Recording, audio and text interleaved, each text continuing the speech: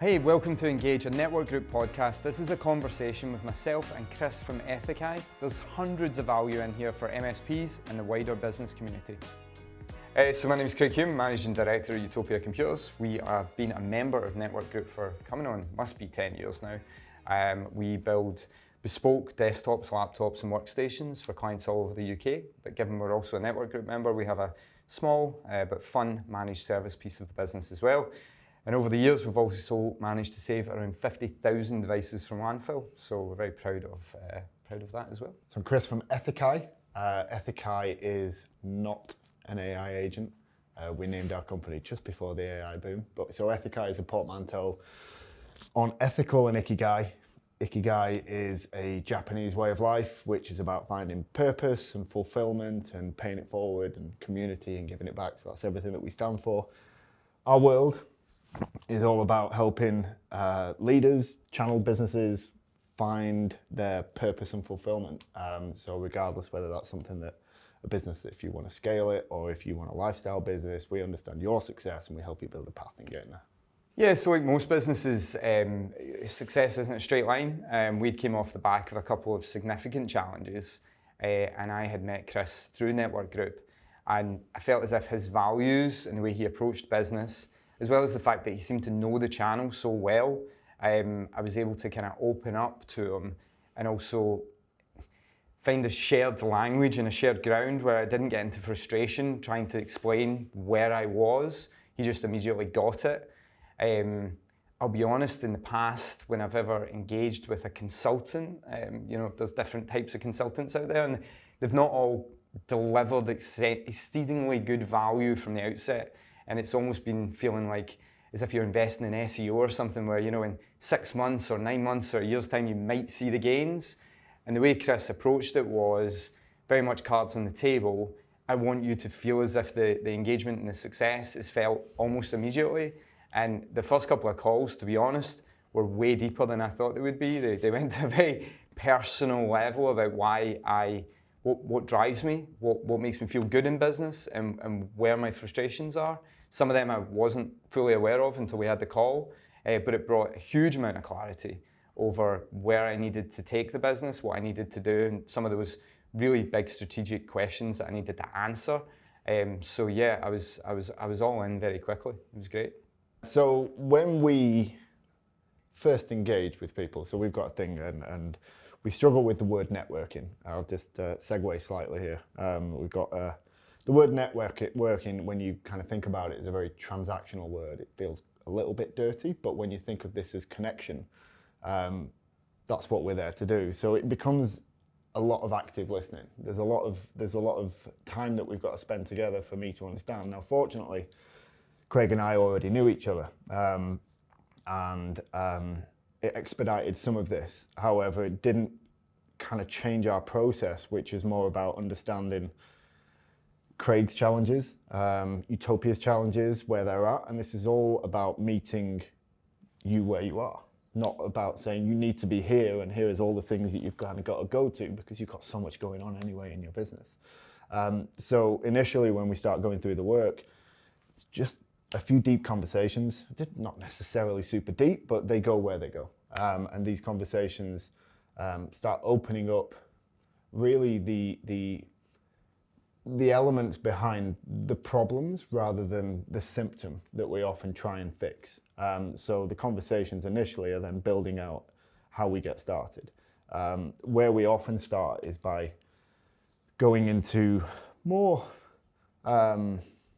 consulting elements of just sitting in and understanding from an operational perspective. But again, because we already kind of had expedited some of that with our time together, we're able to get a little bit deeper into it a little bit quicker.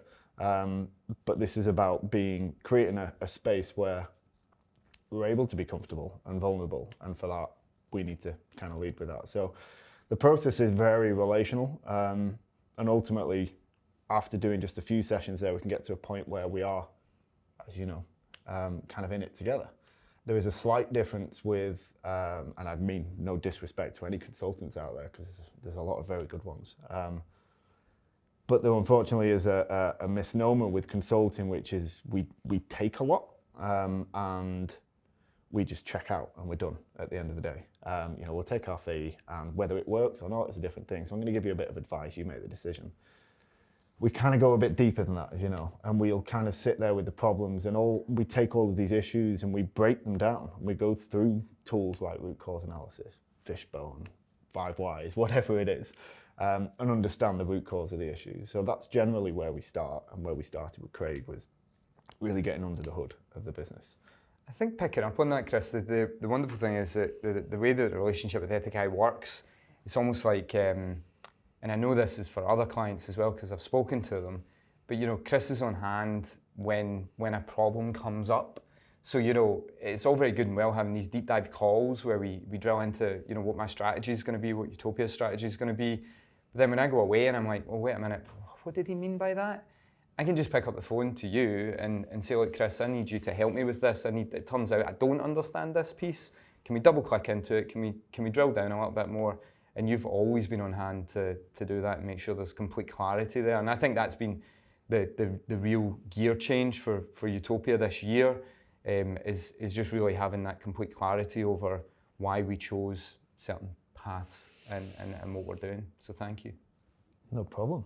Thanks for asking me. I think part of the problem is understanding that we can ask that question and having somebody to go to. And as you know, you've run a business for a long time and you've got a decent sized team, and you've got people around you, but is somebody not necessarily sharing the pain with you, but going through the journey with you and helping you understand it and break it down. Ultimately, the decision is always yours to make, but helping you get to that, again, back to the root cause and understanding the elements behind the decision. That's a two-way street. So I'm there to just kind of expedite and support and help you arrive at that answer. And the hard work is all yours, really. The hard work is yours of making that decision. And as we know, indecision is the worst element. It's worse than it does feel as if since we engaged Ethikai, we've been able to make a lot more decisions faster. And those decisions have been really, really good decisions. We've had a fantastic financial year to date. We've put an offer in a new building. We're ticking off those targets that we set, and while I'm still narrowing down exactly on which trackers and which metrics we're tracking week to week, month to month, it's all part of the adventure. Absolutely. The beauty is I love business, you love tech. I appreciate tech and you appreciate business, and you're involved in lots of things, SEPA, council, everything, and there's so many things to consider. So what I like to do, as you know, I like to read. I like to delve deep in frameworks. For anybody who's ever read Traction, I'm 96 on the integrator, which is pretty high. And I like to break those things down and really think about the ramifications and repercussions. So when we talk about, like we talked about that, the property quite a lot recently, and how that's going to work and the move of that. Well, you've got everything going on. Not only have you got that new property, you've got the financial element of it, you've got the maintenance of the system build, you've got the MSP element, you've got all of these things going on, and you've got your family, and you've got all of these stuff, and it's just having somebody else there with you to break it all down and make it all actionable. You're kind of executing. Yeah, that makes sense. So it's kind of seeing the wood from the trees kind of thing. Sometimes you can just be in it so much that it's quite hard to necessarily see the obvious actions, and also someone to remind you that of all the good things that you've managed to do over the past 6 months or 12 months or whatever that might be. I'm going to say 3 letters to you. And hopefully you know what they are. A and B. I always measure backwards. There you go. So talk about that. Yeah, well, it's really hard. Chris showed me that it's really hard to set goals in the future and measure yourself against them. But if we look back and we measure back, whether that's just through what happened yesterday, what were the great things that happened yesterday, what were the great things that happened last month, you actually realise how far you've came. And I think as a business leader, it can be quite a lonely place. It doesn't matter the size of the team you've got. At the end of the day, the buck stops with you. And you can also, I think a lot of business leaders are quite hard on themselves. So having Chris and Ethikai on board, it's actually been quite nice because it's a little pat in the back every so often to say, yeah, you're actually, you're doing some pretty cool stuff. Yeah, so loads of cool I'll stuff. take that. Yeah, I mean, just a slight bit, and this isn't Ethikai's model. This is an example of kind of understanding the problem that we've got, and how we're going to approach it. And there's lots of elements out there. And this one is Gap and Gain by Dan Sullivan, great book if you want to read it. So credit where credit's due. But even the most successful of business owners who find themselves, I don't know, whether they're 25 million, 25,000 endpoints, doesn't really matter wherever they're at, it's never good enough. And they're not happy, they're not fulfilled, don't feel successful. And they're stressed and they're burnt out and they're not present when they go home because they're constantly thinking about work as well. Yeah. So when we reframe the targets and the things that we're working towards, this isn't to say that we don't have the stretch target, this is more about, well, when we look at what we haven't achieved, this is cortisol.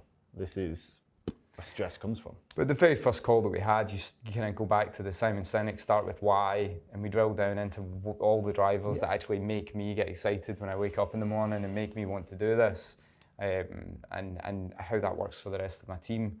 That was really important. So yeah, it's a good process. Absolutely. And I think that was actually quite a big moment when we started going through the work, which is understanding your why, building out and articulating why you exist, why you show up, just to repeat what you just said. But on the back of that, creating the hows, how we show up, not just why we show up, how we show up day to day.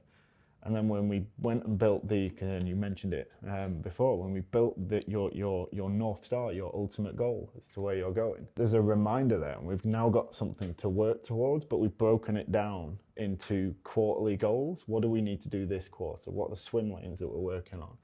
And this is all creating, hopefully you'll agree here, clarity for Utopia and your team and who sits where and what are the right bums that we put on the right seats in the business. All of this is not something that you need to do on your own. And having an external pragmatic person like Ethikai, like me, it's just it's there to help you be present at work and then be present at home. Yeah, job done, well done. So as opposed to just having almost like a group of 15 people and say, here's how we all do it, it's very targeted at you. So what we do is we understand what that success looks like early. And that's why we do the why, the values, the how, the goal. And then, but before we do that, we do Craig's, before we do the companies. So his is synonymous with the company, especially in our channel, in our industry. There's a lot of people who are, they're fabulous at what they do. And their role has evolved into now managing and leading, and it's not maybe their passion. Some of them, absolutely, but some of them not so much. And they don't have to do it on their own, that's the thing. So they may have this goal, and we, for example, we're talking about M&A this week, and why do we want to sell a business? Now, a lot of people are tired, and they're tired because things just aren't maybe clear, and they aren't operationally working as we'd like them to. So they're still pulled into the business year after year after year after year. That was an important part of that session, though. It was basically saying that if your operations aren't tight and straight and you've got all your swim lanes and everybody knows what they're doing, then the M&A thing doesn't work so well, because as soon as the buyer comes in, they see all the mess and they go, actually, instead of getting 4 times, 5 times, you're going to get 2 times, because it's, it's a puzzle to unpick. But it stops you wanting to sell it, because this is the kind, we look at products like subscription-based models where you can make money whilst you sleep. And this is the kind of same thing. If you want to peel away from the business, well, you can still have it and it can run. But you're going to, a lot of the time, I mentioned Dan Sullivan's Gap and Gain, and they've got, he's the granddaddy of consulting. And they have this, you have to be earning 125,000 a year as a business owner. And you have to be, I don't know, X size business. You need to be really big. And the reason for that is, what you're showing with that is that you can, if they take you out of the business, they can replace your salary with somebody who can do the same kind of job. But a lot of the time, and I see it all the time, lots of business owners are paying themselves on the 125L tax code. They're paying themselves so that they don't have to pay national insurance because they can't afford it, they haven't got the money. And they're an intrinsic part, but what they're paying themselves is way undervaluing themselves, but they can't pay themselves anymore. So it's about getting them off the hamster wheel and really understanding where their value is in the business. So there's a great tool called the 6 Types of Working Genius. And what that is, and I won't go into the whole model, but it helps you identify the areas of work that you enjoy. You know this, we've done this with you, we've done this with the whole tool, with the whole team. And when we overlay this with the people in the team, we see where the gaps are. And basically this breaks down between ideation, activation, and implementation. And if you're missing certain areas and we've got a gap, and if we've got to pull ourselves into our frustration areas, for example, mine is wonder and invention, so the top two. And if I've got to spend any more than 20% of my time in there, I'm going to get exhausted. I'm going to burn out. And this is where depression comes from, and anxiety, doing the things I don't like doing. But if you ask me, I did some free work for some companies the other day, actually, and sorry, not to devalue the work I do for you, but I could do this stuff all day because I'm sat in the area of work that I love doing. I enjoy doing this. I get a kick out of it. I'm the kind of guy who goes to Institute of Directors meetings on a Thursday because that's me. That's the stuff I like. That was a really powerful thing that we went through, though, because you mentioned the frustrations, and there's so many times when I'd be working on something and I'd be like, I wouldn't understand why I was putting it off, or it wasn't up to the same standard as the other work that I would do. And then we went through it and I went, oh, well, it's kind of obvious. It's actually just that I really don't enjoy that work. So what you can do is you can go, now you know that with the rest of your team, well, regardless of where they sit, hierarchically, in the hierarchy, if you want to call it that, well, they've got an area that they could be great at. And you could go into strategic meetings that we do quite often, and that could be exhausting for you if you're not this guy up in ideation. You've got to do a full day in that. But you might have team members who love doing that, and they have all these ideas. So as opposed to putting it all on you, then you can go and speak to these guys before the meeting and say, what are we thinking? What's the industry doing? What could the business be doing better? And you bring those ideas in, and then you're sat in your genius and acting on those things throughout that day. So it just allows you to kind of sit in those areas. Jim Collins famously gave the bus analogy, which is the business is the bus. The seats on the bus are the positions, the functions in the company.